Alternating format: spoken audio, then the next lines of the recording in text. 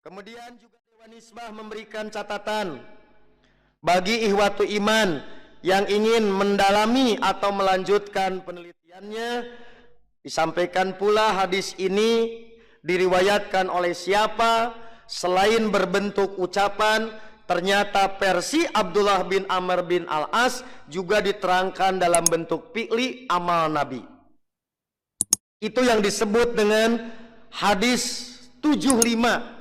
Dilihat dari sisi riwayah, kesimpulannya Dewan Hizbah menyatakan hadis ini sahih.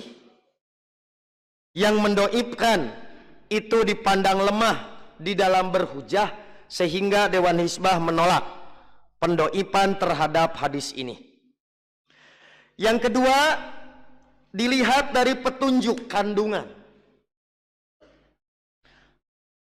Mari kita cermati terutama yang sabda Bapak Ibu.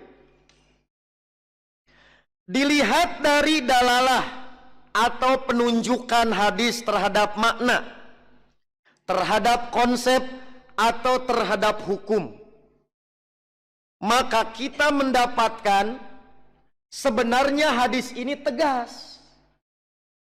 Hadis ini jelas.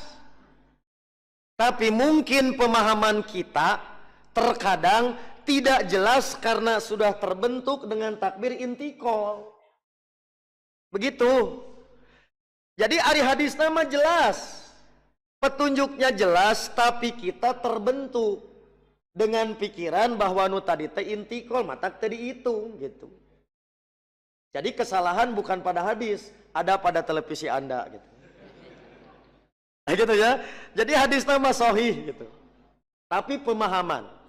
Oke? Nah, disinilah Dewan Hizbah mengajak kita untuk mencermati kembali namina fikih riwayat, bukan fikih sederek. Pertama,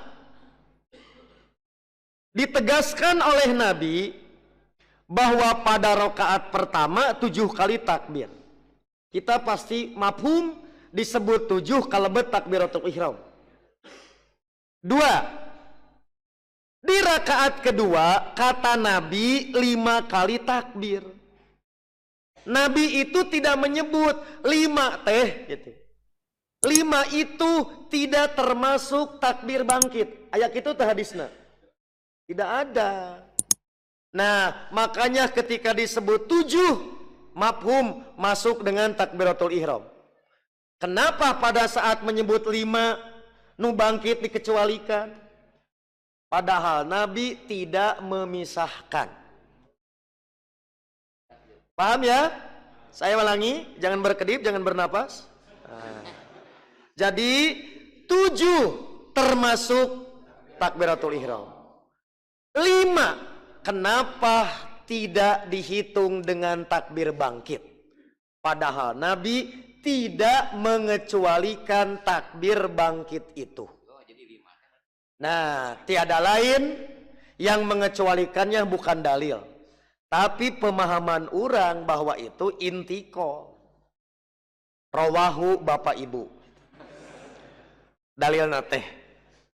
Nah, berarti ketika disebut 5 termasuk takbir iftitah, bangkit dari sujud kedua pada rakaat pertama menuju berdiri di rakaat kedua. Inilah hal yang perlu ditegaskan oleh Dewan Hizbah. Beres, selesai, maka sekali lagi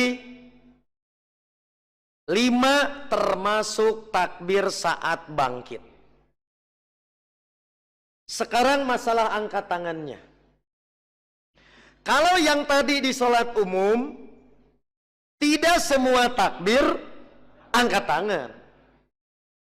Nah, kalau mengacu kepada keumuman, harusnya di sholat id pun tidak semua takbir angkat tangan. Nah, karena ada dalil yang menyebabkan semua takbir dalam 75 dilakukan dengan cara angkat tangan. Praktiknya mengamalkan 75, terutama yang 5, seperti yang tadi digambarkan oleh model, oleh relawan.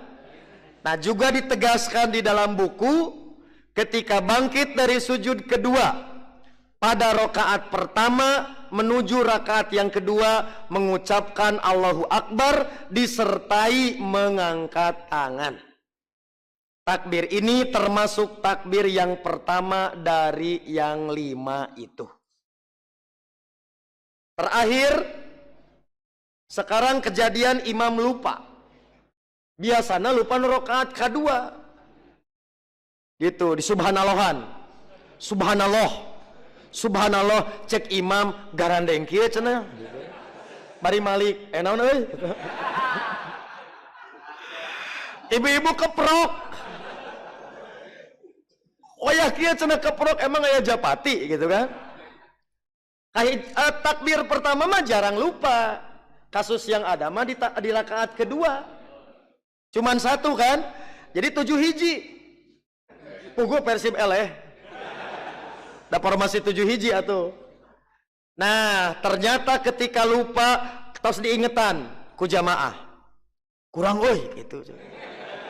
Cek jamaah. Cek nu hiji teh, untung saya mah teu nyarita dina salat.